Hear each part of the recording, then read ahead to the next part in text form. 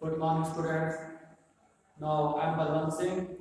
आज हम first chapter of macro economics first unit का स्टार्ट करने जा रहे हैं। जैसे कि आपने 11th में बुक पढ़ी है माइक्रो इकोनॉमिक्स और ये क्या आपकी मैक्रो इकोनॉमिक्स। माइक्रो इकोनॉमिक्स में आपने क्या क्या डिस्कस किया था, जैसे मैंने आपने पहले भी पढ़ा ही होगा, प्रॉब्लम ऑफ इंडिविजुअल्स लेवल पे आपने उसको स्टार्ट किया, ठीक है। Theory of supply, theory of demand. तो लाइकवाइज मींस माइक्रो इकोनॉमिक्स जो भी हम स्टडी करते हैं वो किस लेवल पे करते हैं? It is a small level, it is a level of eight individual. लेकिन जो मैक्रो इकोनॉमिक्स है, मैक्रो इकोनॉमिक्स में हम जो बात करते हैं पूरे होल लेवल पे बात करते हैं। तो ये दोनों जो आपकी माइक्रो इकोनॉमिक्स और मैक्रो इकोनॉमिक्स, ये दोनों किस जो स्टडी कर रहे हैं हम, किसकी ब्रांचेस हैं? इकोनॉमिक्स की। तो आज हम जो डिस्कस कर रहे हैं फर्स्ट चैप्टर है आपका इंट्रोडक्शन, किसका? मैक्रो इकोनॉमिक्स का। नाउ सबसे पहले हम समझते हैं कि meaning of macro economics. Macro economics है क्या? मैक्रो इकोनॉमिक्स, जो मैक्रो इकोनॉमिक्स वर्ड आया है वो कहां से आया है?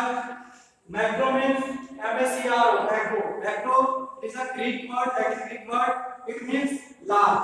एंड इकोनॉमिक्स मींस, इकोनॉमिक्स से आपने किया कि what do you mean by economics? Economics means when we use our limited sources at different levels, उसको क्या बोलते हैं? इकोनॉमिक्स। तो इन दोनों को ऐड करके जो बना क्या बना आपका मैक्रो इकोनॉमिक्स।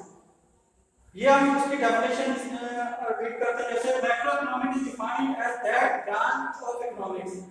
किसकी ब्रांच है आपकी? इकोनॉमिक्स की, which studies economic issues. Economic issues. अब यहाँ पे होता है कि इकोनॉमिक इश्यूज क्या क्या है? इकोनॉमिक इश्यूज और we can say economic problems. Economic problem is problem of choice. Choice create कहाँ पे होती है? प्रॉब्लम ऑफ चॉइस में जहां पे आपको अल्टरनेट मिलता है वहां पे क्या चीज आपकी क्रिएट होती है? चॉइस।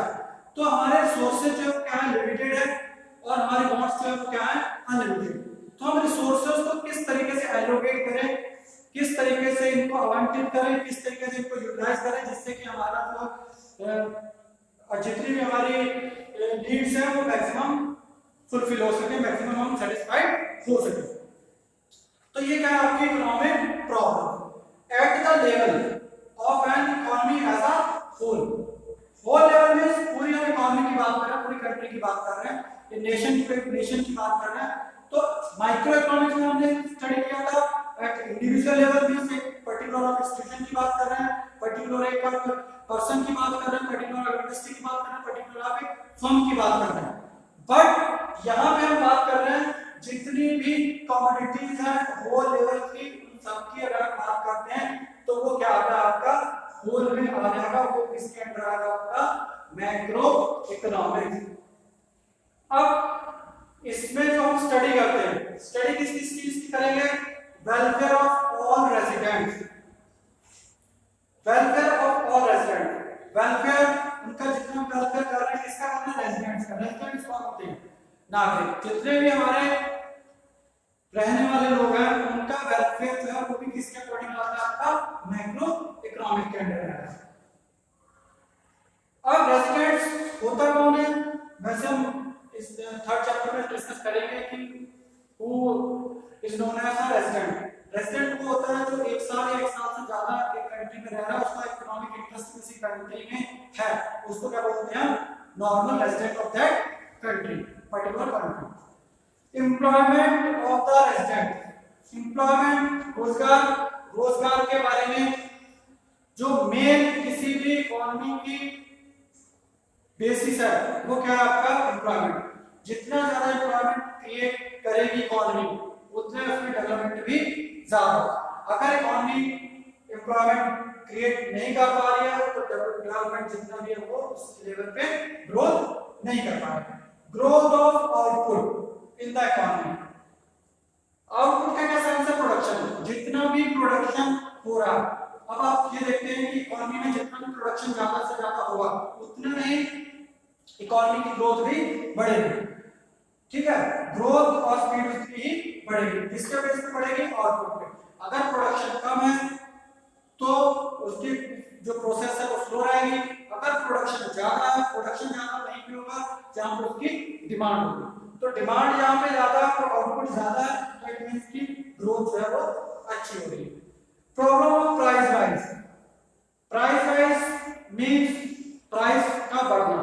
प्राइस का बढ़ना किस लेवल पे? जनरल लेवल पे। और उसको क्या बोलते हैं अगर शॉर्ट में बोले तो इन्फ्लेशन। इन्फ्लेशन में महंगाई। महंगाई होती कब है? जब सप्लाई कम होगी, जैसे हमने 11th में डिस्कस किया था, सप्लाई जब कम होगी और डिमांड ज्यादा होगी। सपोज दैट बेचने वाले लोग कम है, खरीदने वाले ज्यादा है, तो वहां पे क्या हो जाती है? महंगाई हो जाती है। या फिर हम ये उसको दूसरी तरीके से ये समझें कि अगर कमोडिटीज कम है और बायर ज्यादा है, डिमांड ज्यादा है, तो वहां पे जो भी सेलर होगा वो अपने अकॉर्डिंग प्राइस लेगा, तो प्राइस जो है वो ऑटोमेटिकली बढ़ जाते हैं। क्योंकि आपने 11th में चैप्टर पढ़ा था प्राइस डिटरमिनेशन की, how price determine in the market, कि प्राइस जो है कैसे बढ़ता है, डिसाइड होता है मार्केट में। तो डिसाइड कैसे होता है? जहां पे सप्लाई और डिमांड इंटरसेक्ट करते हैं दोनों, वहां पे प्राइस मार्केट का डिसाइड हो जाता है, मार्केट की क्वांटिटी डिसाइड हो जाती है। लेकिन अगर वो इक्विलिब्रियम नहीं है, मींस डिसइक्विलिब्रियम हो रहा है, तो वहां पे क्या होता है? आपका प्राइस या तो बढ़ जाएगा या फिर कम हो जाएगा। बढ़ेगा क्योंकि किस कंडीशन में? अगर डिमांड सप्लाई से ज्यादा है तो इन्फ्लेशन की कंडीशन आ जाएगी। अगर सप्लाई ज्यादा है और डिमांड कम है तो डिप्रेशन की कंडीशन आ जाएगी, डिफ्लेशन की कंडीशन आ जाएगी। डिफ्लेशन हो जाएगा मींस प्राइसेस जो है वो कम हो जाएंगे। इट मींस कि खरीदने वाले कम लोग हैं और सप्लाई कमोडिटीज की ज्यादा है। अब किसमें क्या है? लेकिन जो हम डिस्कस कर रहे हैं इन्फ्लेशन, इन्फ्लेशन में खरीदने वाले जो हैं वो ज्यादा हैं और कमोडिटीज की कमी है। मींस हम इसको सिंपल अगर बुकिश लैंग्वेज में समझते हैं तो means when demand exceeds supply, जब डिमांड सप्लाई को एक्सीड कर रही है उस कंडीशन में क्या हो जाता है? प्राइस जो है राइज हो जाते हैं, प्रेशर किसका जाता है? प्राइस पे। क्योंकि हमने डिस्कस किया था कि जो सप्लाई है वो क्या परफेक्टली इलास्टिक। परफेक्टली इलास्टिक में जैसे जैसे डिमांड बढ़ती है वैसे वैसे सप्लाई भी प्रोड्यूसर्स बढ़ाते हैं, इकोनॉमी में बढ़ती चली जाती है। बट एक कंडीशन आ जाती है कि कैपेसिटी के ऊपर जो सप्लाई नहीं बढ़ पाती है। जब ऊपर नहीं बढ़ पाती, डिमांड फिर भी बढ़ रही है, तो क्या होता है? वहां पे इक्विलिब्रियम पॉइंट आने के बाद में डिमांड फिर भी लगातार बढ़ रही है, तो प्राइसेस जो है वो बढ़ना स्टार्ट हो जाता है, क्योंकि प्रेशर जो है किसका आ जाता है? प्राइस का आ जाता है। तो प्राइस बढ़ना जो है वो स्टार्ट हो जाती है। वो कंडीशन क्या कहलाती है? इन्फ्लेशन। डिप्रेशन अभी हमने डिस्कस किया कि जब डिमांड जो है वो कम है, सप्लाई ज्यादा है उसके कंपैरिजन, तो स्थिति क्या बन जाएगी? प्राइस डिक्रीज की, प्राइस जो है वो कम हो जाएगा। फिर इसमें बढ़ते हैं how government can improve the state of economy of a country. अब इसको मैनेज जो करेगा, inflation, deflation, household employment, welfare, इन सब चीजों को जो मैनेज करेगा वो कौन करेगा? गवर्नमेंट। इसको गवर्नमेंट बोल के पूरी सुपरविजन कौन करेगा? इसका गवर्नमेंट, कि किस तरीके से हमें इकोनॉमी को लेके चलना है। अगर जितनी भी पॉलिसीज बनती है, जितनी भी रोड मैप्स तैयार होते हैं, वो कौन बनाता है? गवर्नमेंट। तो जैसे अगर कोई अच्छे रोड मैप्स बना है, अच्छी प्लानिंग है, अच्छी पॉलिसी फॉर्मुलेशन है, तो हमारा क्या होगा? ऑटोमेटिकली जो आपकी इकोनॉमी है वो अच्छी स्पीड से चलेगी और उसकी ग्रोथ जो है, जीडीपी जो है अच्छी आएगी। और अगर उसकी पॉलिसी जो है अच्छी नहीं हो रही है, ठीक है, प्रोडक्शन नहीं हो पा रहा है, इस तरह की सारी चीजें होंगी, तो गवर्नमेंट मींस गवर्नमेंट इसमें कुछ ना कुछ सक्सेसफुल नहीं हो पा रही है इन चीजों को बनाने में, तो क्या हो जाएगा? कंडीशन जो है वो अच्छी नहीं होगी। तो एक बार मैं आपको फिर से बता दूं, रिवाइज करवा दूं, ठीक है, कि मीनिंग ऑफ मैक्रो इकोनॉमिक्स हमने डिस्कस किया। मैक्रो का वर्ड है आपका लार्ज और इकोनॉमिक्स, इन दोनों को ऐड कर देते हैं तो क्या बन जाता है? Macro economics. तो इसको जब हम डिस्कस करते हैं पूरे फुल लेवल की बात करते हैं, ठीक है, इसमें ये चीजों पे हम डिस्कस करेंगे। जितनी भी चीजें ये आपके एक साथ चैप्टर्स हैं, ये आउटपुट है, रिक्वायरमेंट है, सारे के सारे एग्रीगेट डिमांड, एग्रीगेट सप्लाई, जैसे हमने 11th में पढ़ा था, उसमें सिर्फ आपकी थ्योरी ऑफ डिमांड थी, बट इसमें क्या है एग्रीगेट डिमांड है, उसमें थ्योरी ऑफ सप्लाई थी, इसमें एग्रीगेट सप्लाई। तो ये सारी की सारी चीजें हैं वो हम डिस्कस इसमें करेंगे। अब इसके बाद जो है जितनी भी चीजें आती हैं कि गवर्नमेंट इनको किस तरीके से इम्प्रूव करती है, कैसे कैसे इनको लेके चलती है, तो ये सारी की सारी चीजें आपकी इसी में आ जाएंगी मैक्रो इकोनॉमिक्स में। अब हम बात करते हैं आगे scope of macro economics. Scope इसका क्षेत्र कैसा है, क्या कहां का ये काम करती है मैक्रो इकोनॉमिक्स, ठीक है। सबसे पहले है estimation of national income. Estimation of national income means estimate तो समझना, किसी भी चीज का एस्टिमेट लगाना, ठीक है। अब नेशनल इनकम, नेशनल इनकम कैसे कैलकुलेट होती है, टोटल जो जितनी भी इनकम है हमारी, इनकम में इसमें domestic income plus net factor income from abroad जो ऐड कर देते हैं तो हमारी क्या आ जाती है नेशनल इनकम। तो नेशनल इनकम कैलकुलेट कैसे होती है, एस्टिमेशन इसका कैसे होगा, वो भी किसमें पढ़ेंगे मैक्रो इकोनॉमिक्स में, वो किसके अंदर में आएगा आपका हेडिंग में स्कोप में, ठीक है। तो नेशनल इनकम का काम क्या होता है कि नेशनल इनकम हम कैलकुलेट क्यों करते हैं, हम नेशनल इनकम किस लिए कैलकुलेट करते हैं कि हमारी टोटल जितनी भी इकोनॉमी है उसकी इनकम जो है वो कितनी आ रही है, इसी से हम पर कैपिटा इनकम निकालते हैं। नेशनल इनकम से पर कैपिटा इनकम जैसे पर हेड इनकम मींस टू पर हेड इनकम कैसे निकलता है आपका, नेशनल इनकम को हम डिवाइड कैसे कर देते हैं टोटल पॉपुलेशन से, टोटल पॉपुलेशन से डिवाइड कर देंगे तो हमारा क्या आ जाएगा पर कैपिटा इनकम आ जाएगी या पर हेड इनकम आ जाएगी। फिर theory of employment, employment means अभी हमने डिस्कस किया था रोजगार, अब वो भी किसका स्कोप है मैक्रो इकोनॉमिक्स का, कि किसके अंदर में आ जाता है आपका मैक्रो इकोनॉमिक्स में।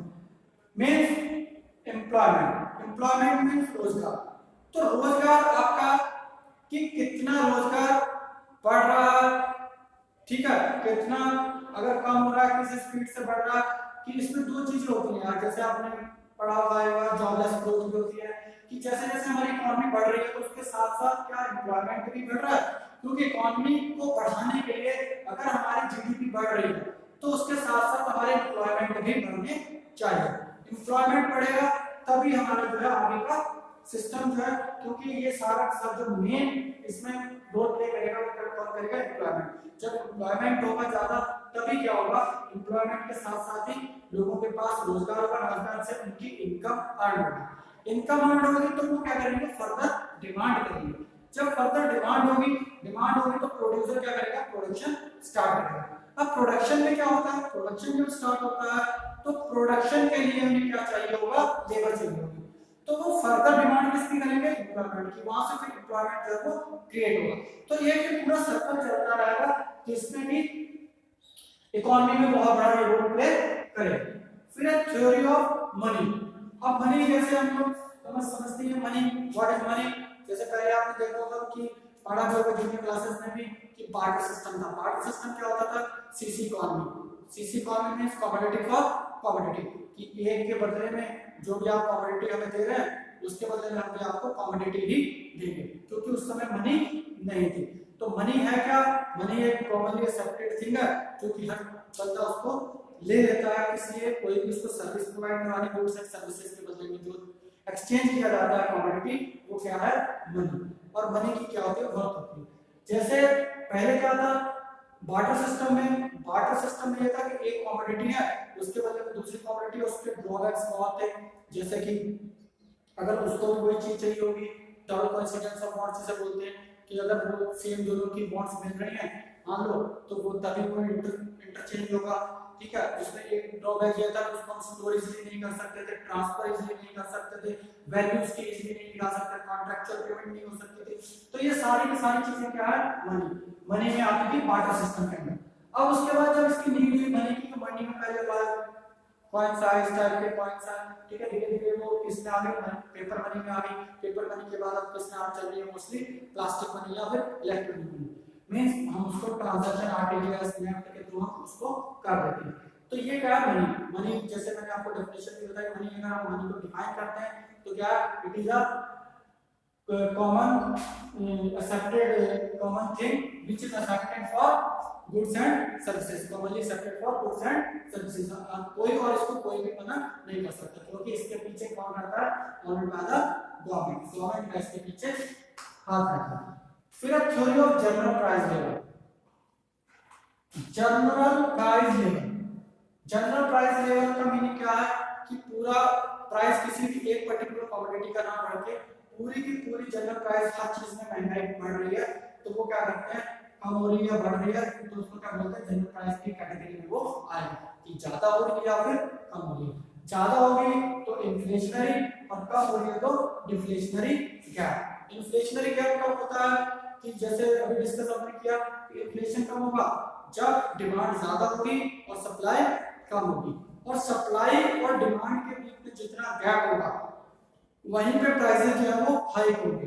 तो प्राइसेस बढ़ेंगे तो वो कंडीशन क्या कहलाएगी, इन्फ्लेशनरी गैप। और जितनी सप्लाई से डिमांड कम है, जितनी भी सप्लाई से डिमांड कम है और उसमें जो गैप आ रहा है, ठीक है, तो उसमें क्या होगा, इसमें सप्लाई ज्यादा है और डिमांड कम है तो जितना उसमें गैप आ रहा है वो क्या कहलाएगा, डिफ्लेशनरी गैप आएगा। क्यों, क्योंकि उस कंडीशन में चीजें जो है वो सस्ती होंगी, ठीक है, सस्ती होगी तो वो गैप जो कहलाएगा वो क्या कहलाएगा, डिफ्लेशनरी गैप। और ये गैप जो कहलाएगा क्या कहलाएगा, इन्फ्लेशनरी गैप। मींस इसमें डिमांड जो है वो ज्यादा होगी इसके कंपैरिजन सप्लाई के। फिर है रोल ऑफ द गवर्नमेंट। अब इसमें मेन चीज क्या है, role of the government. Role of the government, government क्या करेगी इसमें, गवर्नमेंट बजट। बजट वर्ड सुना है, बजट का मीनिंग क्या है, government budget means it is a estimate statement of income and expenditure of the government. Estimate word इसमें use होता है, एस्टिमेट मींस जो कमिंग ईयर के लिए गवर्नमेंट बनाती है, प्लान करती है। प्लान क्या करती है कि कितना हमारे पास रेवेन्यूज होंगे और कितने एक्सपेंडिचर्स होंगे। तो इसको गवर्नमेंट बजट में क्या होता है, इतना estimate of revenue and expenditure during a financial year. एक फाइनेंशियल ईयर के कितने हमारे रेवेन्यूज हो रहे हैं और कितने हमारे एक्सपेंडिचर हो रहे हैं। तो वो भी किसके अंडर आएगा, आपका मैक्रो इकोनॉमिक, क्योंकि इसी के अकॉर्डिंग पूरा का पूरा कितना इन्वेस्टमेंट एक्सपेंडिचर है, कंजम्पशन, प्रोडक्शन, ये सारी की सारी चीजें इसमें आएंगी। उसी के अकॉर्डिंग गवर्नमेंट बजट तैयार हो, गवर्नमेंट बजट तैयार हो, उसी के अकॉर्डिंग ये पॉलिसीज चलती हैं। फिर exchange rate and balance of payment. Exchange rate, exchange rate का मीनिंग क्या है, जैसे कि foreign exchange rate, foreign exchange rate. Exchange means for, एक होता है आपका फॉरेन एक्सचेंज और एक होता है foreign exchange rate. Foreign exchange means foreign currency, simply foreign currency को क्या बोलते हैं, फॉरेन एक्सचेंज। और foreign exchange rate means at what rate one currency can be converted into another currency, या one currency can be exchanged into another currency. Suppose that अगर हम $1 खरीद रहे हैं उसके बदले में हम 70 रुपए दे रहे हैं, 70 रुपीस पे कर रहे हैं, 75 रुपीस पे कर रहे हैं, तो मींस ये क्या होगा, एक्सचेंज रेट की $1 का जो रेट है वो कितना है, 70 रुपये। मान लो एक पाउंड खरीद रहे हैं, एक पाउंड के बदले में 90 रुपीस दे रहा है, तो वो क्या होगा उसका एक्सचेंज रेट, कि एक पाउंड की इतनी कीमत है, तो उसको क्या बोलते हैं, एक्सचेंज रेट। तो वो भी किसमें आता है, आपका स्कोप किसके स्कोप में हो, मैक्रो इकोनॉमिक्स में, कि किस रेट से और किस कैसे इसको मैनेज किया जाएगा, ज्यादा होगा कम होगा, इसमें भी आपका एक्सचेंज रेट में भी फ्लेक्सिबल है, फिक्स्ड है, ठीक है। तो सारे के सारे रेट्स की किस तरीके से डिसाइड होता है, कहां पे होगा, वो सारे इसमें आ जाएंगे। नेक्स्ट है आपका balance of payment. Balance of payment में भी एक एस्टिमेट है, क्या एस्टिमेट इसमें लगाते हैं, ठीक है। ये स्टेटमेंट है, स्टेटमेंट किस चीज का, पूरा पूरा कि कितना हमारे गुड्स एंड सर्विसेज इंपोर्ट हुई और कितनी एक्सपोर्ट हुई। तो एक ये सिस्टमैटिक रिकॉर्ड रहता है बिटवीन द टू कंट्रीज कि कितना वहां से हमारा चीजें जो है, चीजें गुड्स एंड सर्विसेज कितनी इंपोर्ट हुई और कितनी एक्सपोर्ट हुई। तो जितना इंपोर्ट हो रहा है और जितना एक्सपोर्ट हो रहा है उसका जो मैं पूरा का पूरा एक सिस्टमैटिक रिकॉर्ड हम प्रिपेयर करते हैं, उसको क्या बोलते हैं, बैलेंस ऑफ पेमेंट। तो ये सारा किसमें आ जाता है, आपका मैक्रो इकोनॉमिक्स। तो ये हमने डिस्कस किया स्कोप किसका क्या क्षेत्र है इसका, estimation of national income, theory of employment, theory of money, theory of general price level, general role of the government and exchange rate and balance of payment. Next आपका significance of macro economics. Significance means important, importance क्या है आपकी macro economics?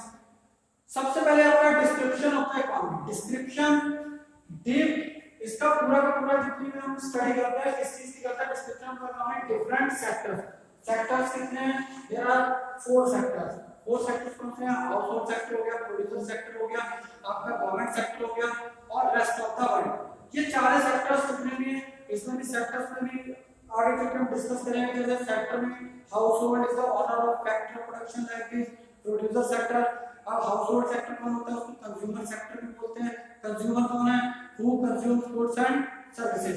इसी तरीके से producer है, producer कौन है, who produce goods and services.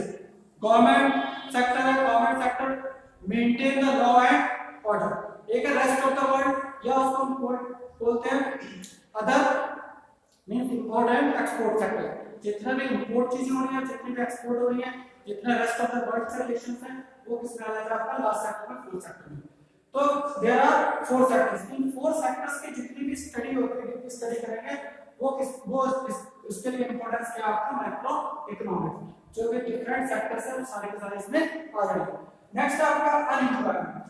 Unemployment बेरोजगारी, बेरोजगारी मेन जो प्रॉब्लम है, अगर हम इंडिया की देखें तो इंडिया की सबसे बड़ी प्रॉब्लम क्या है, अनएम्प्लॉयमेंट। तो उसकी भी जो डीप स्टडी करेंगे कि किस रेट से ये बढ़ रहा है अनएम्प्लॉयमेंट, किस एज में बढ़ रहा है, क्या क्या है, ठीक है। तो उसके सारा किसमें आ जाएगा, सिग्निफिकेंस में, इंपॉर्टेंस। नेक्स्ट आपका गवर्नमेंट बजट, जैसे अभी हमने डिस्कस किया, तो ये भी एक इंपॉर्टेंस है कि गवर्नमेंट बजट जो है, government budget main role play करता है इकोनॉमी में। तो वो भी हम डिस्कस करेंगे, इसमें सिग्निफिकेंस में आ जाएगा, इंपॉर्टेंस में आ जाएगा, इसके मैक्रो इकोनॉमिक्स में। तो ये सारे के सारे जितने भी हैं description of the economy. Next आपका road map of the government and development. Road map means एक प्लान करना, एक फॉर्मेशन करना, किस चीज का प्लानिंग करना है, ठीक है, फोरकास्टिंग करना, किस चीज की करना, ग्रोथ एंड डेवलपमेंट। ग्रोथ किसके, इकोनॉमी की ग्रोथ, डेवलपमेंट किसका, इकोनॉमी का, कि किस तरीके से होगा, वो भी किसके अकॉर्डिंग आएगा, आपका सिग्निफिकेंस के अकॉर्डिंग, ठीक है। तो ये सारे का सारा कंडीशन सारे जो वो किसके अकॉर्डिंग आ जाएगी, ग्रोथ एंड डेवलपमेंट की आएगा, किसमें, सिग्निफिकेंस के अंदर।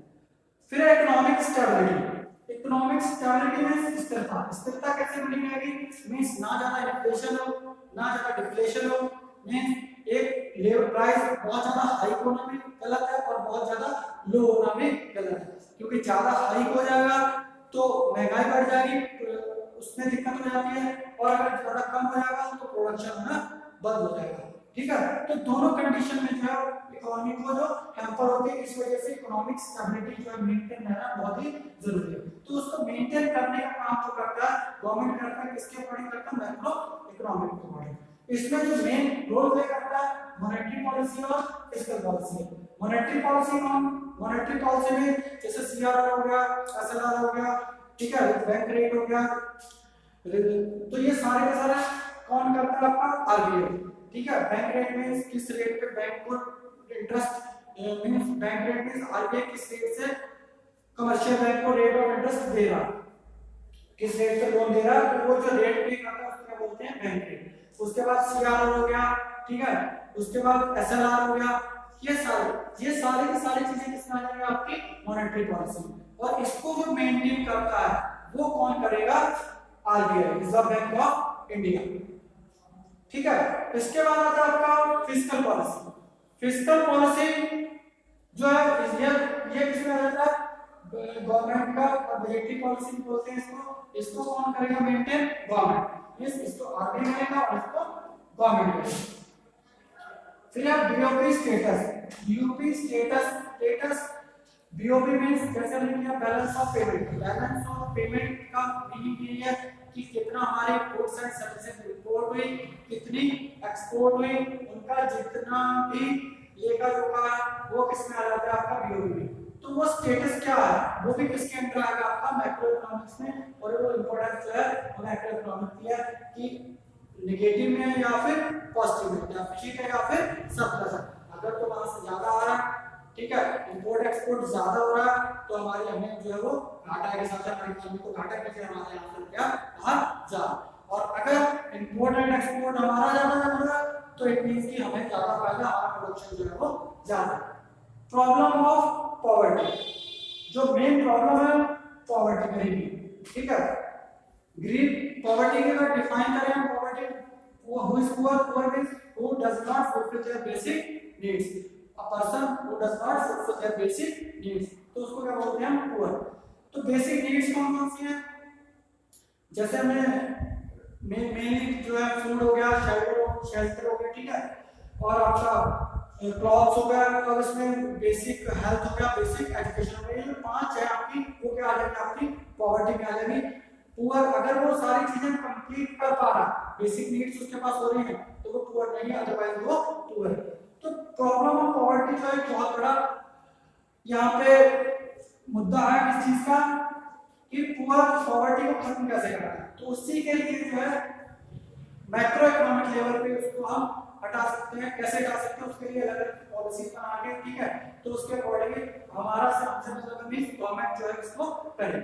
उसके बाद एनवायरमेंटल पॉल्यूशन, ये भी बहुत बड़ी एक प्रॉब्लम है, एनवायरमेंटल पॉल्यूशन भी। एनवायरमेंट पॉल्यूशन मींस जितना भी पॉल्यूशन है उसको, जैसे आप देखते हैं हमारे कॉन्फ्रेंसेस चलती रहती हैं कि कार्बन डाइऑक्साइड का उत्सर्जन कम करो, कि उससे ज्यादा हार्म हो रहा है, पूरे वर्ल्ड में हार्मफुल हो रहा है, उसका ग्लोबल वार्मिंग बढ़ रही है, ठीक है, ओजोन लेयर जो है वो बढ़ रही है। तो ये सारा का सारा क्या, उसको कंट्रोल कैसे किया जाए, तो ये भी एक लेवल, किस लेवल पे आता है, ये मैक्रो में, क्योंकि पूरी इकोनॉमी पे पूरे जितने भी कंट्रीज हैं वो उस हिसाब से देखते हैं किस तरीके से इसको कंट्रोल किया जा सकता है। नेक्स्ट है आपका पॉलिसी फॉर्मुलेशन। पॉलिसी फॉर्मुलेशन किस चीज की पॉलिसी फॉर्मुलेशन है, aggregate demand, aggregate supply, total consumption, investment expenditure, ये सारे के सारे किसमें कौन बनाएगा, पॉलिसीज किस तरीके से बनेगी, गवर्नमेंट बनाएगी, ठीक है। ये किस अंदर में आएगा आपका पॉलिसी फॉर्मुलेशन, कि एग्रीगेट डिमांड कितनी है, एग्रीगेट सप्लाई कितनी होगी, टोटल कंजम्पशन कितना होगा, इन्वेस्टमेंट एक्सपेंडिचर कितना होगा, investment expenditure means capital goods का कितना इन्वेस्टमेंट होगा, तो उसके अकॉर्डिंग हमारा सारा का सारा आएगा। तो एग्रीगेट डिमांड, एग्रीगेट का जैसे हमने डिस्कस किया, एग्रीगेट मींस क्या होता है, टोटल डिमांड कितनी होगी इकोनॉमी की, टोटल सप्लाई कितनी होगी, ठीक है, टोटल कंजम्पशन मींस जितने भी आपके कंज्यूमर गुड्स है, consumer goods means who consumes by the consumers, और कितने आपका इन्वेस्टमेंट एक्सपेंडिचर होगा। इन्वेस्टमेंट एक्सपेंडिचर का सेंस क्या है, कि कितने हमारे कैपिटल गुड्स जो है वो बिकेंगे, इसमें आपके कंज्यूमर गुड्स आ जाते हैं और इसमें आपके कैपिटल गुड्स आ जाते हैं। कंज्यूमर गुड्स किस क्या करते हैं, वांट्स की सेटिस्फाई करते हैं, उसको कंज्यूम कौन करता है, सिर्फ कंज्यूमर करता है। लेकिन इन्वेस्टमेंट एक्सपेंडिचर कौन करता है, इन्वेस्टमेंट एक्सपेंडिचर करता है प्रोड्यूसर, इसमें कौन से आते हैं गुड्स, कैपिटल गुड्स। तो ये सारे के सारे पॉलिसी फॉर्मुलेशन जो है ये इसके अंडर बना के और उसको तैयार करेगा गवर्नमेंट, करेगी पॉलिसीज बनाएगी कि किस हिसाब से एक रोड मैप तैयार होगा, उसी अकॉर्डिंग हमारा काम। तो ये जो फर्स्ट चैप्टर आपने डिस्कस किया, ठीक है, तो इसमें हमने मैक्रो इकोनॉमिक्स में ये चीजें डिस्कस की, जैसे मीनिंग हो गया आपका, स्कोप हो गया, सिग्निफिकेंस हो गया, एक आपका दूसरा वीडियो है उसमें माइक्रो और मैक्रो के डिफरेंसेस हैं, ठीक है, तो आप उससे आप पूरे के पूरे नोट्स भी बना सकते हैं। तो इसी के अकॉर्डिंग आप नोट्स बना लेंगे इसके और इसी को आप स्टडी करेंगे, ठीक है। लेकिन इसके नोट्स जो है ये आपका हेडिंग्स हैं, हेडिंग्स के और बेटा इसमें आप इसको आगे ले जा सकते हैं, ठीक है, इसकी एक्सप्लेनेशन जो है वो आप कर लीजिए। तो ये सारा का सारा जो है आप इसको इजीली कर सकते हैं। और मैं अब आपके लिए जितने भी क्वेश्चंस हैं, क्वेश्चन से बेटा आप इसके जितने भी करेंगे आप क्वेश्चन आंसर्स जो है या नोट्स हैं वो मैं आपके व्हाट्सएप पे ग्रुप पे डाल देंगे, तो आप इसको कंप्लीट कर लेंगे, ठीक है। ओके बेटा, थैंक यू।